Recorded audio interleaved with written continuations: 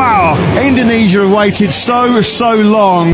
It's very funny, and it's a track that I like a lot because it's very fast and flowing, and you have a lot of right corners. Ini baru mengejutkan dan membuat para pecinta MotoGP khususnya Indonesia makin penasaran dengan Veda Ega Pratama. Pembalap asal Gunung Kidul ini siap comeback di sirkuit Jerez Spanyol, persiapan yang jarang dipikirkan oleh para pembalap lainnya. Dan Veda siap podium di Spanyol nanti. Bagaimana tidak, crash di Austin sempat menghentikan momentum luar biasa Veda Ega Pratama di Moto3 2026. Namun sang rookie sensasional asal Gunung Kidul itu tidak tinggal diam. Dengan Ramadipa, pembalap 16 tahun asal Yogyakarta, mulai mencuri perhatian setelah mengikuti jejak Veda tampil di Red Bull MotoGP Rookies Cup, salah satu jalur paling bergengsi menuju MotoGP. Dua pembalap muda, satu mimpi besar. Apakah ini tanda bahwa generasi emas balap Indonesia sedang lahir? Simak cerita lengkap perjalanan Veda Ega Pratama menuju GP Spanyol dan kemunculan Kiandra Ramadipa sebagai bintang baru Road to MotoGP. Crash di Austin mungkin hanya berlangsung beberapa detik. Namun bagi seorang pembalap, detik-detik itu terasa seperti runtuhnya sebuah dunia. Di tikungan ke-11 Circuit of the Americas, ketika gas dibuka sedikit terlalu agresif, ban belakang kehilangan traksi. Motor berputar liar dan dalam sepersekian detik tubuh Veda Ega Pratama terlempar dari joknya. Aspal Texas yang panas menyambutnya dengan keras. Motor meluncur, tubuh tergelincir, dan balapan berakhir bahkan sebelum benar-benar dimulai. DNF. 3 huruf yang sederhana, namun bagi seorang rookie yang sedang membangun momentum, 3 huruf itu bisa terasa seperti palu yang menghantam mental. Tetapi dunia balap motor memiliki satu hukum yang tidak tertulis. Kejatuhan bukanlah tragedi, yang menjadi tragedi adalah jika seorang pembalap berhenti bangkit. Dan Veda Ega Pratama jelas bukan tipe yang berhenti. Beberapa hari setelah insiden itu, padok Moto3 mulai sepi dari hiruk-pikuk balapan. Tim-tim kembali ke workshop mereka. Data telemetri dibuka, video onboard diputar berulang-ulang. Di dalam ruang analisis Honda Tim Asia, para engineer menelusuri setiap detail dari lap keempat itu. Throttle position, lean angle, rear grip, wheel spin. Semua dianalisis dengan presisi seperti seorang ilmuwan membedah eksperimen yang gagal. Hasilnya, crash itu bukan karena kesalahan besar. Ia hanya kombinasi dari 3 hal kecil yang terjadi bersamaan. Terlalu percaya diri, terlalu agresif membuka gas, dan sedikit kehilangan grip di titik keluar tikungan. Kesalahan rookie. Kesalahan yang hampir pasti dialami semua pembalap muda di Moto3. Bahkan Marc Marquez pernah melakukan kesalahan serupa di awal karirnya. Valentino Rossi pun tidak luput dari crash yang tampak konyol. Moto3 memang kejam seperti itu. Motor kecil, persaingan super rapat. Kesalahan sekecil apapun bisa langsung berujung bencana. Namun justru disitulah pembalap besar ditempa. Dan setelah Austin, satu hal menjadi sangat jelas. Veda Ega Pratama tidak sedang runtuh. Ia sedang ditempa. Spanyol, tempat memulihkan segalanya. Setelah GP Amerika selesai, kalender MotoGP memberi jeda cukup panjang sebelum seri berikutnya di Spanyol. Bagi sebagian pembalap, jeda ini berarti liburan. Namun bagi Veda, jeda ini adalah masa rekonstruksi. Ia kembali ke Spanyol, bukan untuk bersantai, tetapi untuk bekerja lebih keras dari sebelumnya. Dan dari story Instagram yang sempat ia bagikan, satu aktivitas menarik langsung mencuri perhatian. Motocross. Di tengah debu dan tanah yang berterbangan, Veda terlihat mengendarai motor MX dengan agresif. Lompatannya tinggi, corneringnya tajam. Bagi orang awam, latihan seperti ini mungkin terlihat sekadar permainan. Padahal bagi pembalap profesional, motocross adalah salah satu latihan paling brutal yang bisa dilakukan. Tidak ada trek yang mulus, tidak ada grip yang stabil, tidak ada ruang untuk santai. Tubuh harus terus bergerak, tangan menahan getaran, kaki menyeimbangkan motor, core menahan guncangan. Setiap lap di motocross memaksa tubuh bekerja seperti mesin yang diperas habis. Dan itulah alasan hampir semua pembalap MotoGP menggunakan motocross sebagai latihan utama. Marc Marquez melakukannya, Fabio Quartararo melakukannya, Pecco Bagnaia melakukannya. Kini Veda pun melakukan hal yang sama. Latihan ini bukan hanya soal fisik. Motocross melatih insting keseimbangan. Di permukaan tanah yang licin, pembalap harus merasakan batas grip dengan sangat halus. Jika terlalu agresif sedikit saja, motor bisa langsung terpental. Ironisnya, pelajaran itu sangat relevan dengan apa yang terjadi di Austin. Seolah alam semesta berkata, jika ingin lebih kuat, kembali ke dasar. Dan Veda melakukan itu. Hari demi hari ia memeras stamina, meningkatkan kekuatan lengan, memperkuat bahu dan kaki. Karena balapan Moto3 bukan sekadar adu keberanian, ia adalah perang ketahanan fisik selama lebih dari 30 menit dengan tekanan G-force yang terus menghantam tubuh. Analisis Honda Tim Asia sementara Veda bekerja keras di lintasan tanah, tim Honda Asia tidak tinggal diam. Di workshop mereka, para engineer membuka data telemetri dari 3 balapan awal musim, Thailand, Brasil, Amerika. Setiap sektor dianalisis dengan detail hampir obsesif. Hasilnya cukup menarik. Secara statistik, Veda adalah salah satu rookie dengan race pace paling stabil di grid Moto3. Lap time-nya konsisten, corner entry-nya agresif, dan yang paling penting, ia sangat cepat di sektor teknis. Ini adalah kabar baik menjelang Grand Prix Spanyol, karena jika ada satu sirkuit yang benar-benar teknis di kalender MotoGP, itu adalah Circuito de Jerez. Sirkuit ini tidak memberi ruang bagi pembalap yang hanya mengandalkan kecepatan lurus. Di sini yang menang adalah pembalap yang punya feeling terhadap motor, dan feeling itu adalah salah satu kekuatan terbesar Veda. Beberapa engineer Honda bahkan mulai menyadari satu hal yang menarik. Gaya balap Veda sedikit mengingatkan mereka pada pembalap Jepang era lama, halus, presisi, namun tetap agresif di titik yang tepat. Bukan tipe pembalap yang hanya mengandalkan keberanian buta. Ia membaca lintasan, dan ketika menemukan ritme yang tepat, ia bisa menjadi sangat berbahaya.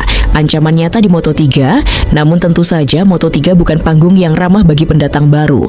Grid penuh dengan pembalap muda lapar kemenangan. Nama-nama seperti David Alonso, Jose Antonio Rueda, dan Colin Faiger sudah terbiasa bertarung di barisan depan. Mereka tidak akan memberi ruang sedikit pun. Di Moto3, satu lap bisa berubah menjadi pertarungan 15 motor sekaligus. Slipstream, late braking, kontak kecil di tikungan. Segalanya terjadi dalam kecepatan yang hampir tidak masuk akal. Itulah sebabnya satu kesalahan kecil seperti di Austin bisa langsung berujung crash. Namun justru karena itu, para pengamat MotoGP mulai memperhatikan Veda. Karena di tengah kekacauan Moto3, ia mampu tampil tenang. Podium di Brasil bukanlah kebetulan, itu adalah sinyal. Sinyal bahwa seorang pembalap Indonesia akhirnya benar-benar bisa bersaing di panggung dunia. Dan sekarang semua mata mulai tertuju ke Jerez, sirkuit yang bisa menjadi titik balik musim Veda. Namun cerita ini belum selesai, karena di saat Veda bersiap bangkit dari tanah yang sama di Yogyakarta, muncul satu nama lain yang mulai mencuri perhatian dunia balap. Namanya Kiandra Ramadipa. Seorang remaja 16 tahun yang jalannya mulai mengikuti jejak yang sama. Dan jika kisah Veda adalah tentang pembuka pintu, maka kisah Kiandra bisa jadi adalah tentang gelombang kedua revolusi balap Indonesia. Sebuah generasi baru yang tidak lagi hanya bermimpi tampil di MotoGP. Mereka datang untuk bersaing, dan mungkin untuk menang. Di dunia balap motor, sejarah selalu bergerak dalam pola yang menarik. Ketika satu pembalap mulai membuka pintu, seringkali tidak lama kemudian akan muncul gelombang berikutnya. Bukan satu, bukan dua, tetapi sebuah generasi yang datang dengan keberanian yang sama, mimpi yang sama, dan satu tekad besar, menembus batas yang sebelumnya dianggap mustahil. Indonesia kini mulai merasakan fenomena itu. Jika beberapa tahun lalu, nama Veda Ega Pratama terdengar seperti sebuah kejutan dari tanah Yogyakarta, maka sekarang kejutan itu mulai berubah menjadi pola. Karena dari kota yang sama, dari tanah yang sama, bahkan dari jalur pembinaan yang hampir identik, muncul satu nama lain yang mulai menyita perhatian pedok Eropa. Muhammad Kiandra Ramadipa. Usianya baru 16 tahun. Namun jangan tertipu oleh angka itu. Dalam dunia balap motor modern, usia bukan lagi penghalang. Justru semakin muda seorang pembalap, semakin besar peluangnya untuk berkembang menjadi bintang besar. Dan Kiandra datang dengan paket yang sangat menarik. Awal perjalanan, anak kecil dengan motor mini cerita Kiandra sebenarnya dimulai jauh sebelum ia mengenakan racing suit di Eropa. Kisahnya bermula dari lintasan kecil di Indonesia. Seperti banyak pembalap besar lainnya, Kiandra pertama kali menyentuh motor ketika masih sangat kecil. Saat sebagian anak seusianya sibuk bermain bola atau video game, ia sudah menghabiskan waktu di lintasan mini motocross. Usianya baru sekitar 5 tahun. Motor yang ia kendarai bahkan nyaris lebih besar dari tubuhnya sendiri. Namun sejak awal, ada sesuatu yang berbeda. Anak kecil ini tidak terlihat takut. Ia tidak ragu membuka gas. Ia tidak ragu mengambil jalur sempit di tikungan. Dan yang paling penting, ia memiliki satu kualitas yang sangat sulit diajarkan. Insting balap. Insting itu yang kemudian membawanya melangkah ke dunia road racing pada tahun 2017. Peralihan dari tanah ke aspal seringkali tidak mudah bagi pembalap muda. Karakter motor berbeda, teknik berbeda, ritme balap juga berbeda. Namun Kiandra beradaptasi dengan cepat, sangat cepat. Prestasi nasional yang mengundang perhatian. Di usia yang masih sangat muda, Kiandra mulai mengumpulkan kemenangan di berbagai kejuaraan nasional.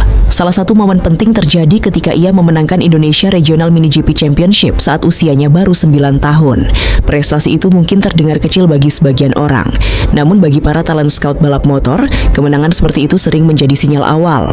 Karena pembalap hebat hampir selalu menunjukkan tanda-tandanya sejak usia dini. Dan Kiandra mulai menunjukkan tanda-tanda itu, kecepatan natural, keberanian, dan kemampuan membaca situasi balap yang jarang dimiliki pembalap seusianya. Namun panggung nasional hanyalah awal. Ambisi Kiandra jauh lebih besar dari sekadar menjadi juara lokal. Ia ingin menembus Eropa. Ia ingin masuk jalur Road to MotoGP. Ledakan di European Talent Cup tahun 2025 menjadi titik balik karirnya. Kiandra mendapat kesempatan tampil di European Talent Cup, salah satu kompetisi junior paling bergengsi di dunia balap motor. Ini bukan kejuaraan biasa. Disinilah banyak bintang MotoGP masa depan pertama kali menunjukkan bakatnya. Namun debut Kiandra tidak dimulai dengan mudah, justru sebaliknya. Salah satu balapan paling terkenal dalam karirnya dimulai dari situasi yang hampir putus asa. Sirkuit Barcelona Catalunya, kualifikasi berjalan buruk. Masalah teknis membuat Kiandra hanya mampu start dari posisi ke-24.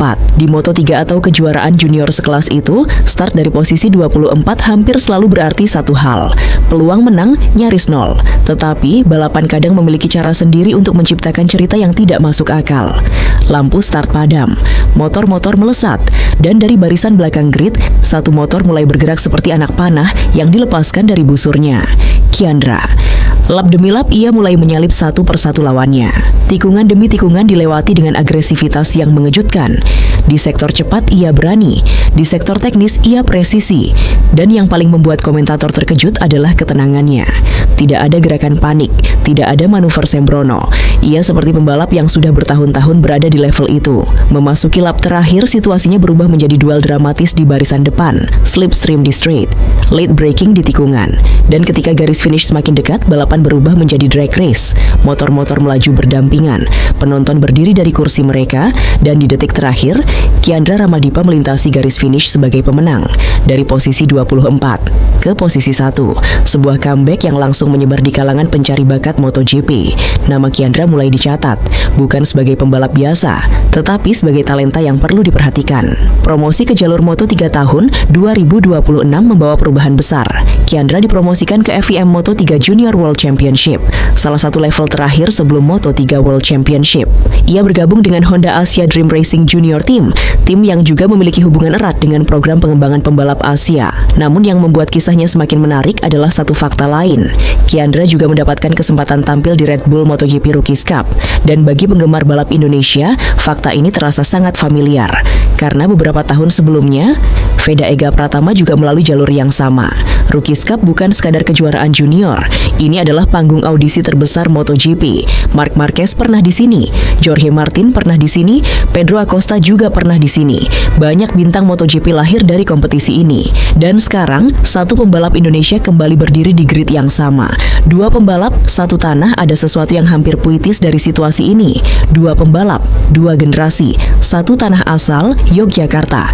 Veda Ega Pratama kini sedang bertarung di Moto3 World Championship, sementara Kiandra Ramadipa sedang menapaki jalur yang sama dari bawah. Bagi penggemar balap Indonesia, ini adalah sesuatu yang belum pernah terjadi sebelumnya. Selama puluhan tahun, Indonesia hanya bermimpi memiliki pembalap di panggung dunia.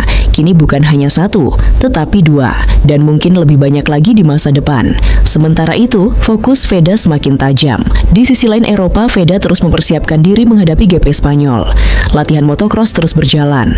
Data telemetri terus dipelajari, dan fokusnya kini hanya satu, Jerez, sirkuit yang bisa menjadi panggung kebangkitan setelah crash di Austin. Karena di dunia balap motor, reputasi seorang pembalap tidak dibangun dari kemenangan saja. Ia dibangun dari cara bangkit setelah kegagalan, dan Jerez akan menjadi ujian berikutnya. Apakah Veda akan kembali menyerang barisan depan, atau justru tekanan akan mulai menghantui rookie sensasional ini? Semua pertanyaan itu akan segera terjawab, karena ketika lampu start padam di Spanyol, tidak ada lagi cerita masa lalu. Tidak ada lagi alasan. Yang tersisa hanya satu hal, balapan. Namun sebelum lampu start Jerez menyala, ada satu fakta menarik yang mulai disadari banyak analis MotoGP. Sirkuit ini mungkin adalah sirkuit yang paling cocok untuk gaya balap Veda. Dan jika analisis itu benar, maka GP Spanyol bisa berubah menjadi sesuatu yang jauh lebih besar dari sekadar seri keempat musim ini. Ia bisa menjadi momen pembuktian, momen ketika dunia akhirnya benar-benar menyadari bahwa pembalap dari Gunung Kidul itu bukan sekadar kejutan sementara, tetapi ancaman nyata di Moto3. Di dunia balap motor ada sirkuit yang sekadar menjadi tempat lomba, namun ada pula sirkuit yang menjadi tempat pembuktian karakter seorang pembalap. Circuito de Jerez into Ángel Nieto termasuk dalam kategori kedua. Lintasan sepanjang 4,423 km ini mungkin tidak terlihat menakutkan di atas kertas. Tidak ada straight panjang seperti Mugello, tidak ada tikungan brutal seperti Phillip Island. Namun justru disitulah letak jebakannya. Jerez adalah sirkuit yang memaksa pembalap untuk sempurna dalam detail kecil. Sedikit saja salah memilih racing line, waktu lap hilang. Sedikit saja terlambat membuka gas, posisi langsung disalip. Sedikit saja kehilangan ritme, seluruh grup bisa meninggalkan Anda dalam hitungan detik. Sirkuit ini memiliki 13 tikungan yang semuanya terasa seperti puzzle teknis. Ada kombinasi tikungan cepat yang mengalir, ada hairpin lambat yang menuntut kontrol throttle ekstrem, dan ada satu tikungan legendaris yang selalu menjadi panggung drama, dry sack. Tikungan tajam di akhir straight utama itu adalah tempat di mana banyak balapan ditentukan. Late braking, blok ban depan, overtake agresif, segalanya bisa terjadi di sana. Dan bagi seorang rookie seperti Veda Ega Pratama, Jerez bukan sekadar balapan biasa. Ini adalah tes kedewasaan. Mengapa Jerez cocok untuk Veda? Jika melihat 3 balapan pertama musim ini, satu pola mulai terlihat jelas dari gaya balap Veda. Ia bukan tipe pembalap yang hanya mengandalkan slipstream di straight. Ia kuat di sektor teknis. Corner entry-nya agresif namun tetap stabil. Body position-nya sangat aktif. Dan yang paling penting, ia memiliki feeling terhadap front end motor yang sangat baik. Kemampuan ini sangat penting di Jerez karena sebagian besar waktu lap di sirkuit ini ditentukan oleh kecepatan di tikungan menengah. Banyak analis Moto3 bahkan menyebut Jerez sebagai sirkuit pembalap. Motor yang hebat memang membantu, namun yang benar-benar membuat perbedaan adalah kemampuan pembalap membaca ritme lintasan. Dan Veda punya kualitas itu. Hal ini sudah terlihat sejak masa-masa ia masih di Red Bull MotoGP Rookies Cup. Di sirkuit yang sama, ia pernah melakukan comeback luar biasa. Start dari posisi 15, namun ketika balapan selesai, ia berdiri di podium ketiga. Sebuah hasil yang menunjukkan satu hal penting. Veda tahu cara balapan di Jerez. Tes pramusim yang memberi harapan. Menjelang musim 2026, para pembalap Moto3 sempat menjalani tes pramusim di Jerez. Tes ini seringkali diabaikan oleh publik. Namun bagi tim dan pembalap, data dari tes seperti ini sangat berharga. Dan menariknya, catatan waktu Veda saat itu cukup menjanjikan. Lap time-nya stabil, race simulation-nya kuat. Dan yang paling membuat tim Honda Asia tersenyum adalah kemampuannya menjaga ban tetap konsisten hingga akhiran. Di Moto3, ini adalah keuntungan besar, karena banyak balapan di kelas ini berubah menjadi pertempuran liar di lap terakhir. Motor-motor saling slipstream, grup besar berisi 10 hingga 15 pembalap bertarung dalam jarak yang sangat rapat. Dan ketika memasuki 2 lap terakhir, hanya pembalap dengan manajemen ban yang baik yang bisa menyerang. Jika data tes itu menjadi indikasi, maka Jerez bisa menjadi panggung yang sangat menarik bagi Veda. Mentalitas setelah crash, namun semua analisis teknis itu hanya akan berarti jika satu hal terjaga, mentalitas. Crash di Austin mungkin terlihat sederhana, namun bagi pembalap muda, pengalaman seperti itu sering meninggalkan bayangan. Ketika memasuki tikungan serupa, otak secara otomatis mengingat insiden sebelumnya. Keraguan kecil bisa muncul, dan dalam balap motor, keraguan sekecil apapun bisa menghilangkan 1/10 detik. Namun dari apa yang terlihat dalam latihan dan aktivitasnya belakangan ini, Veda tidak menunjukkan tanda-tanda trauma, justru sebaliknya. Latihan motocross yang ia lakukan menunjukkan satu hal penting. Ia tetap agresif, ia tetap percaya diri membuka gas, ia tetap mengendarai motor dengan cara yang sama seperti sebelumnya. Ini adalah tanda mental pembalap sejati, karena pembalap hebat tidak pernah menghapus kesalahan mereka. Mereka belajar darinya. Tekanan baru, harapan publik.